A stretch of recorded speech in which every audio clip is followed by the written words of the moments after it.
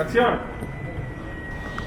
En 5, 4, 3, 2. Querido Ecuador, de nuevo viré muy bruscamente por estar conversando. Vamos, de nuevo.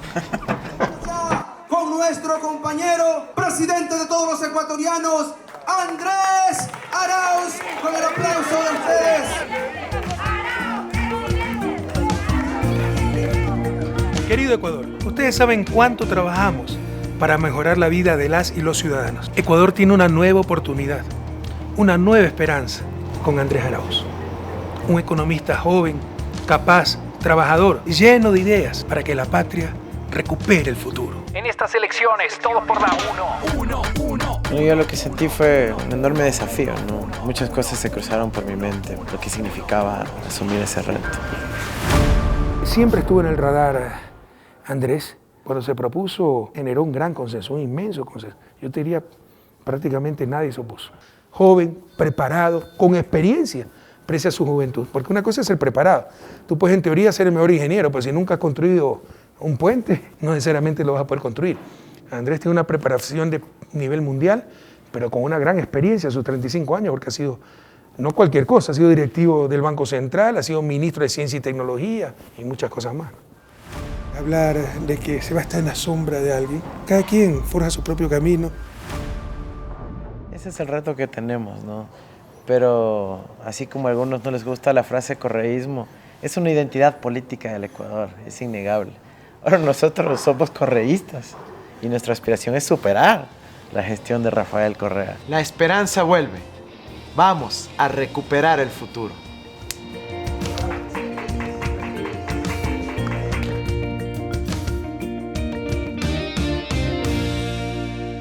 Ruédate ahí. Entrevista, toma 2. La transformación es un proceso en donde la mayoría del pueblo se empodera de su futuro. La transformación no es posible si no hay un proyecto, porque si no estás hablando de apenas mutaciones, de cambios, de improvisaciones, por novelería en muchos casos, por moda en otros o por presiones de los poderes que mandan. Pero la transformación implica la existencia de un proyecto previo que requiere primero soñar en colectivo. Soñamos, tenemos una visión, anhelamos ese futuro y luego lo traducimos en planes, en programas, en proyectos, en obras, en crédito, en oportunidades y transformamos nuestra sociedad. Por eso me duele tanto la eliminación de la planificación del Estado, porque significó la destrucción del futuro. En el rato que tú eliminas al cerebro del cuerpo, es como cuando le cortas la cabeza a la gallina. Termina simplemente yendo por donde sea, improvisando, fruto de los vaivenes del momento. Pero el cerebro sirve justamente para eso, para planificar, para tener una orientación clara de qué es lo que queremos en nuestra sociedad. Y sí, puede ser que hagamos ajustes en el camino, pero llegamos a donde queremos ir. Tenemos un horizonte, tenemos una utopía y el pueblo construye ese camino. Eso es lo que queremos hacer para nuestro país y somos buenos para eso porque hemos logrado transformaciones. La Revolución Ciudadana, con Rafael Correa a la cabeza, le demostró a un país y al mundo entero, porque es un caso de estudio a nivel mundial, de que sí se pueden lograr grandes transformaciones a partir del motor de nuestro pueblo, con un proceso constituyente que marca las reglas de juego diferentes, que altera las relaciones de poder, que pone nuevas prioridades y luego las desencadena con un Estado al servicio de su gente, cumpliendo un programa. Andrés Arauz tiene un reto histórico, porque reivindica a la juventud por un lado, pero por otro lado va a tener la oportunidad de visualizar a un Ecuador en un horizonte de tiempo para dejarlo fundado en términos de sus pilares y generar una nueva política en términos de políticas de Estado que vayan orientadas ¿a qué? A que la sociedad ecuatoriana cambie de una vez por todas. Juntos y junto al pueblo ecuatoriano vamos a vencer. Vamos a vencer. No solo por una forma nueva de hacer política, sino porque las políticas económicas y sociales, por primera vez, luego de estos 3 años trágicos, se van a juntar y converger en algo que tenemos que comenzar a entender de otra manera, un verdadero desarrollo. Esto fue para todos muy lindo de volver a escuchar el pito del tren y de volver a ver el tren que volvió a revivir, digamos. Aquí paraba el tren, aquí llegaba el tren, a esta parte. Entonces los turistas entraban es por esta puerta. Pues cuando había, como le digo, a veces que en los feriados teníamos como 300, la cola era todo por acá, así la gente que tenían que ir. Con eso se beneficiaban toda la comunidad, no solo las personas que trabajábamos aquí, sino todos. Esto me da tristeza, sí, mucha tristeza y nostalgia, me da ganas de llorar, porque esto antes era vida y ahora es como que todo se apagó. No, como que no hay nada ahorita. Pues mucha gente han vuelto a inmigrar. Han vuelto a inmigrar otra vez, dejando a sus familias, a sus hijos. Lo que ya había ya trabajo, trabajábamos aquí, estaban junto a sus familias y de pronto otra vez, esto es bien duro. Es bien duro solo las personas que hemos inmigrado, o sea, lo sabemos. Y lo duro que es esto, de otra vez alejarse de la familia. Lamentablemente, este gobierno ha terminado con todo lo que hizo el expresidente Rafael Correa, esta traición tan grande al pueblo, a la sociedad, imagínense, quedarnos así, es muy duro. La traición para mí significa dolor, sobre todo por el pueblo ecuatoriano. Una cosa es que se traicionen entre políticos, otra cosa es que la traición tenga como consecuencia que el pueblo ecuatoriano se esté muriendo, que no tenga ingresos para alimentar a sus familias. La traición es grave cuando se destruye la moral de un país. Pero lo que queda clarísimo es que unos cuantos días antes de posesionarse, el propio Lenín Moreno ya se reunió en una mesa chica con los 4 o 5 grandes banqueros del país, en donde llegó a un acuerdo, y no quejándose de la mesa no servida, sino armando el relato de que la mesa no estuvo servida, para poder ahí justificar las privatizaciones, la destrucción del Estado, la destrucción de los servicios públicos y cambiarnos a un modelo absolutamente dependiente del capital financiero internacional, de los bancos de Wall Street.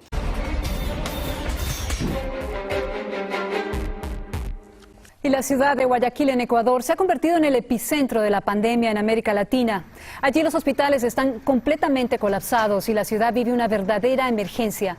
Los cuerpos sin vida yacen en las calles porque los servicios de socorro no dan abasto para llevárselos a las morgues. Mi papá se enfermó un 26 de marzo. Nos trasladamos el sábado 28 de marzo a las 4 de la tarde al hospital Guayaquil. Mi papi ya iba desesperado, ya no podía respirar.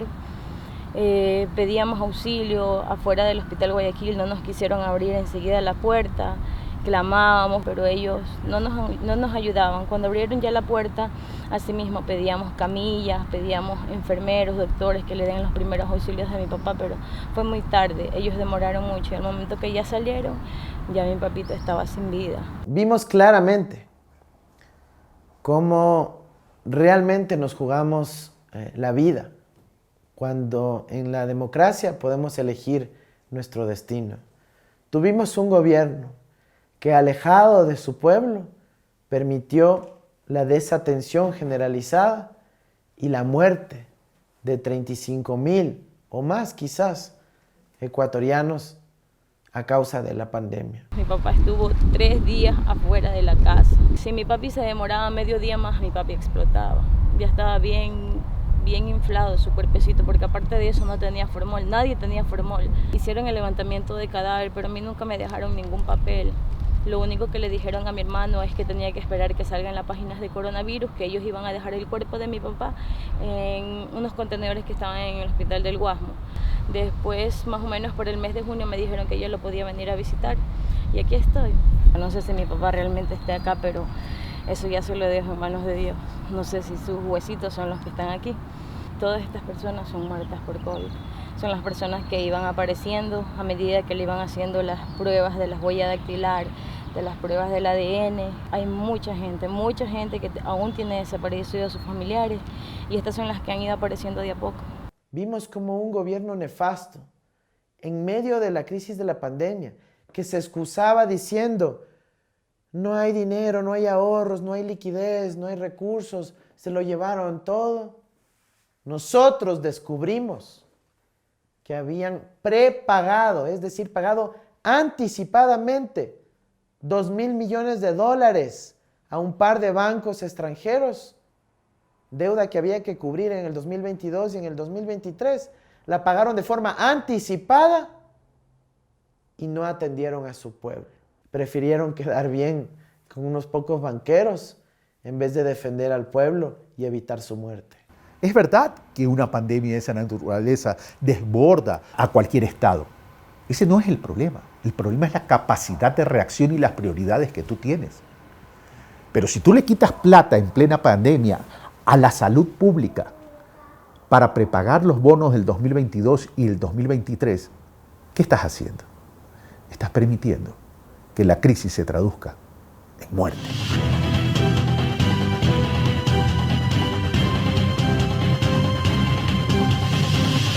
Tenemos que darle la bienvenida ya a Andrés Arauz Galarza, candidato presidencial en Ecuador. Está aquí con nosotros en la República Argentina. Pero quiero preguntarle algo muy concreto respecto de la vacuna, porque entiendo que esta visita a la República Argentina también incluye negociaciones para que la vacuna de AstraZeneca, que se hace en la República Argentina, la utilicen ustedes en Ecuador. El primer reto fundamental es volver a tener un sistema de salud pública. Hemos hecho ya los acercamientos, he hablado con el presidente Alberto Fernández y nosotros vamos a gestionar para que el Ecuador pueda recibir como parte de su política de distribución en América Latina la vacuna desarrollada por Oxford, y por otro lado también hemos hecho las gestiones en Rusia para que la vacuna desarrollada allá también pueda ser compartida con el pueblo ecuatoriano. Andrés es un hombre muy joven y que tiene una mirada sobre el Ecuador y sobre el continente muy parecida a la nuestra. El progresismo lo que pone en el centro de la escena es el desarrollo humano y el desarrollo en condiciones de igualdad. Y yo creo que Andrés es un gran exponente de esa idea. Un hombre joven, muy preparado, que yo estoy seguro que va a gobernar Ecuador en no mucho tiempo.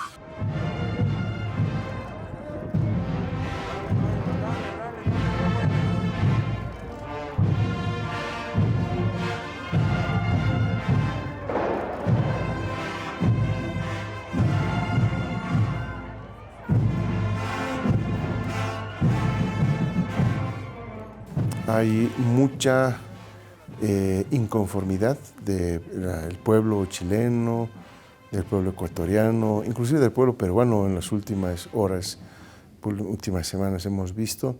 Y bueno, varios países están atravesando esos problemas porque no se ha resuelto el tema económico, la pobreza en muchos países.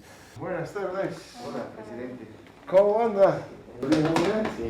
Y bueno, hay una oportunidad para los partidos de izquierda de poder demostrar que se puede, que un país diferente es posible con políticas económicas y sociales diferentes. Lo que ha ocurrido en Bolivia es una lección ciudadana al golpismo que nos debe devolver la esperanza, de nuevo, no solo respecto a los avances progresistas en la región, que ya se pueden medir. Lo que ha ocurrido en Bolivia es indisociable de los 15 años de avances económicos, de de Bolivia, pero también como una respuesta democrática muy contundente a un golpismo que es internacional, un golpismo de la ultraderecha que entiende que los mecanismos democráticos les valen solo si ganan ellos, y cuando no ganan los tratan de deslegitimar. Yo pertenezco a la Internacional Progresista, un grupo de políticos, académicos, activistas, militantes de la sociedad a nivel planetario. Y nosotros estamos plenamente conscientes que, claro que podemos tener avances a nivel de cada uno de los países, pero esta lucha es a nivel mundial. Y contamos con aliados del progresismo internacional para poder lograr estas transformaciones a nivel planetario, salvaguardando nuestro planeta, salvaguardando nuestra especie, salvaguardando nuestro futuro en común.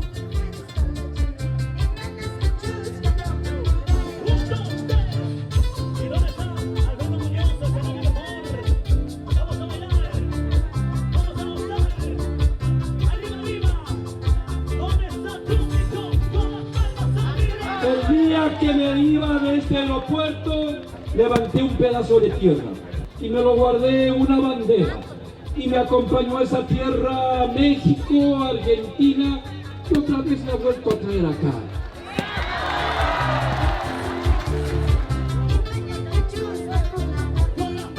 Porque somos tierra, porque somos memoria, porque somos raíz. A la tierra que nos ha cuidado. Yo tengo en la maleta guardadito. Se lo devolvemos a la madre tierra, la tierra que nos acompañó un año exterior.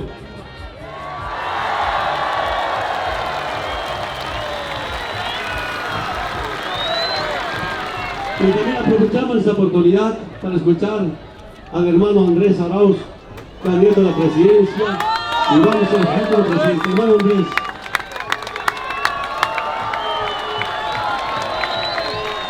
Nosotros queremos invitar a que sigamos construyendo la unidad en nuestros pueblos, en el Ecuador, porque en el Ecuador sí podemos recuperar el futuro, sí hay esperanza el 7 de febrero del 2021 y reconstruiremos la unidad latinoamericana.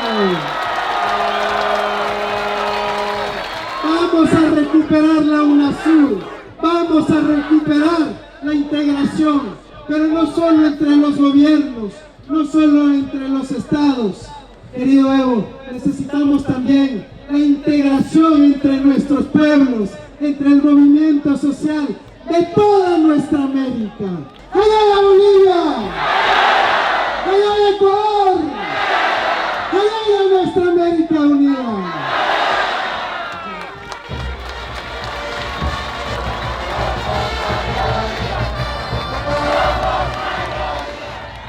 Yo tengo la sensación de que van a volver otra vez las políticas de redistribución de la riqueza, de avance económico que tuvieron en Rafael Correa, una referencia mundial, y creo que ahora Andrés va a representar un nuevo proyecto que incorpora a muchos jóvenes y nuevos cuadros del país a un desarrollo del Ecuador que le vuelva a colocar en el mapa de América Latina. Y bueno, Andrés es fuera de serie, ahí está su currículum, y creo que va a ser un gran presidente del Ecuador.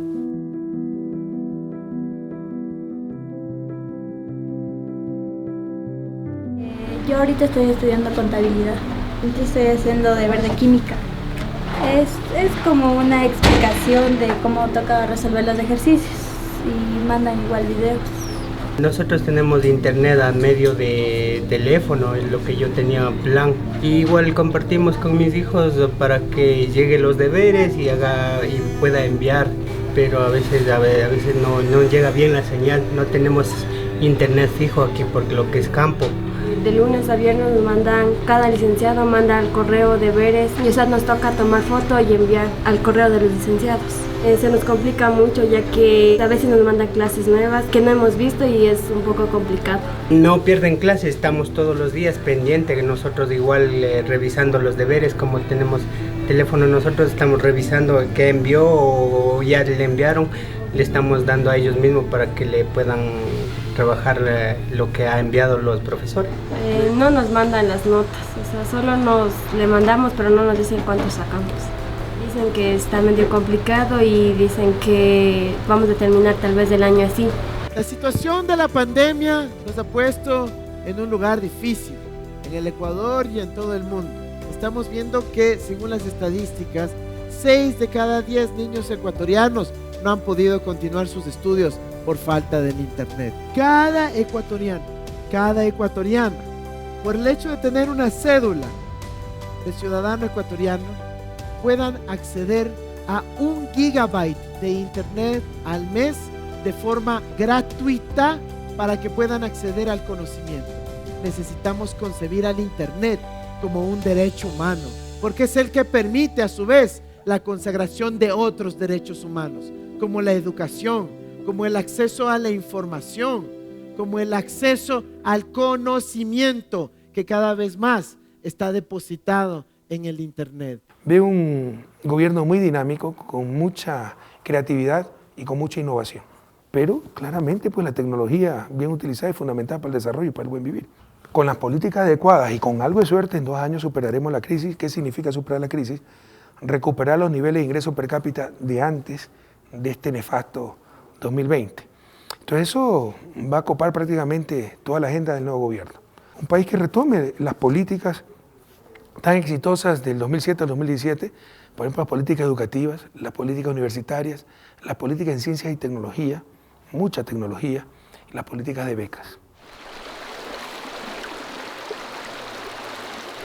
Primera publicación de mi primer parásito nuevo, o sea, no del pez, sino de los parásitos nuevos, salió de aquí, por eso le puse Rilla puyensis, en honor al río Puyo, porque fue la primera vez que la encontré aquí durante mi labor de pesca. Yo nací aquí en la parroquia Tarqui, provincia de Pastaza, que es la Amazonía. Egresé en el 2007.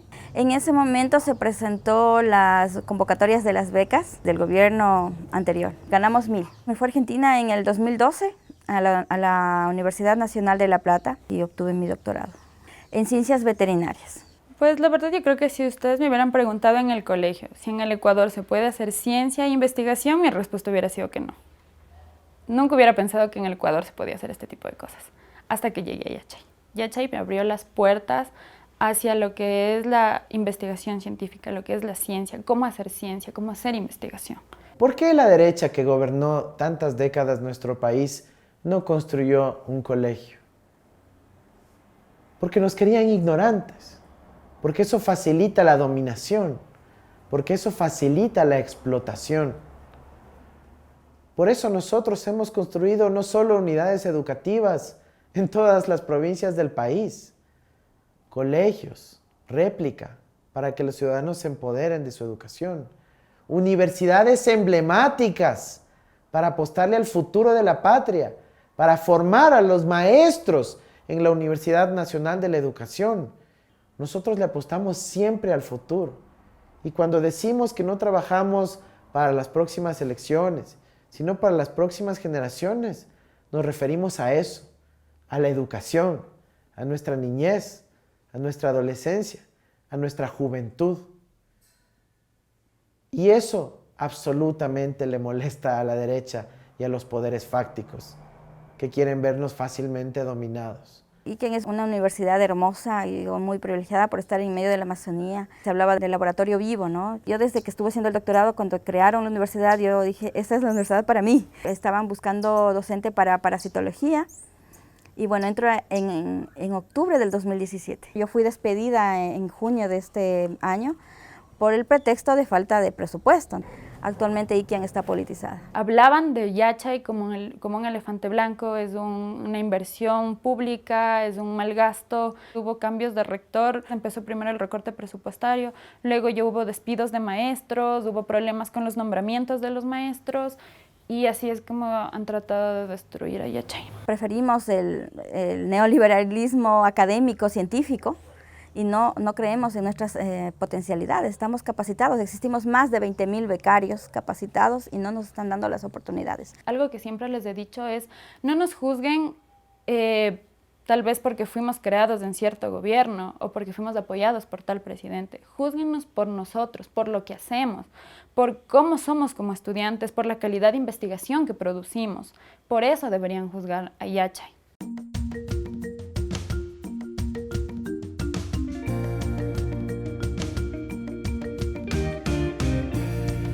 El gobierno de la Revolución Ciudadana demostró que a partir de la construcción de una sociedad que viene desde las bases, se puede tener un Estado fuerte, eficaz y solidario. Y que esas políticas tienen que estar amparadas con la justicia social. Y esa justicia social se la dio en esos 10 años. Haber disminuido la inequidad, haber disminuido la pobreza, haber incrementado el empleo, haber hecho crecer la economía, haber activado al sector productivo, es fundamental. Y eso es lo que hay que construir y reconstruir ahora.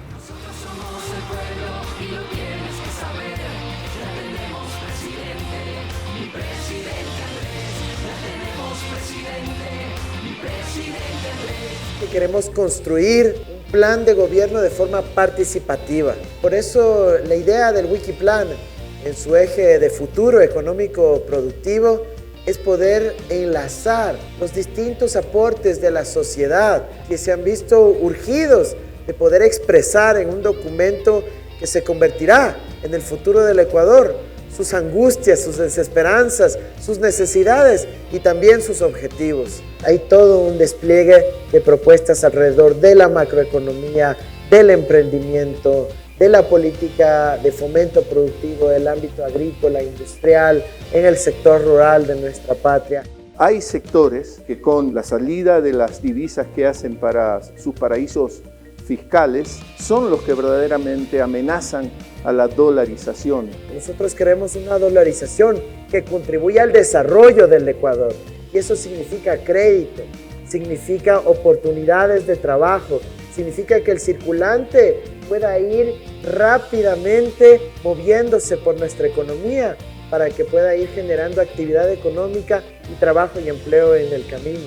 Es urgente que nos apropiemos de nuestro futuro, que aceleremos la historia, que aportemos al Wikiplan para poder ver todo eso cumplido en la realidad por un equipo de gobierno con convicciones profundas, con vocación de servicio y con capacidad para enfrentar los retos que tiene actualmente nuestro Ecuador.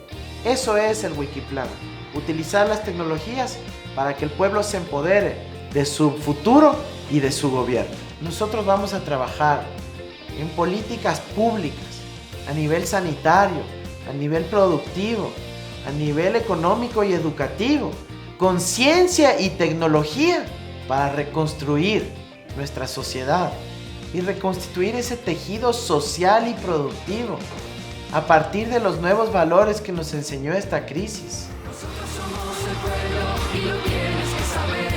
Ya tenemos presidente, mi presidente Andrés. Ya tenemos presidente, mi presidente Andrés. Primero tenemos que ganar con contundencia, garantizar que si ganamos nos podamos posesionar, pero luego, como lo hemos dicho siempre, nuestra principal tarea y exclusiva prioridad en el corto plazo es devolverle la dignidad a las familias. Tenemos que recuperar la institucionalidad, tenemos que recuperar la senda hacia el desarrollo, las grandes transformaciones, que por suerte las dejamos bien planificadas y solo hay que retomar esa ruta, no tenemos que perder tiempo en el diagnóstico. Estamos ante la peor crisis de la historia, pero de lejos. La situación es extremadamente grave y, de ser necesario, habrá que dedicarse en forma excluyente a esa prioridad, reactivar la economía. Hay gente que piensa que nuestra prioridad de los primeros 100 días es el odio, la venganza, cuando nuestra prioridad es dar soluciones a la gente, a los ecuatorianos. Eso es lo que nos va a permitir superar justamente el odio y la venganza. Cuando el ecuatoriano se dé cuenta de que aquí venimos realmente para dar soluciones y proteger la dignidad de nuestro pueblo. Seamos fuertes, aguantemos un poquito más, esto está pronto por acabar, que ya retomaremos el camino de la dignidad, de la esperanza, con una ruta clara hacia el desarrollo, hacia el buen vivir. Gracias.